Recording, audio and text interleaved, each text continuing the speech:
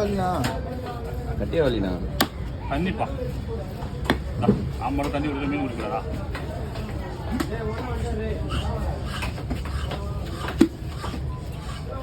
அஞ்சனம் கிடைக்குதியா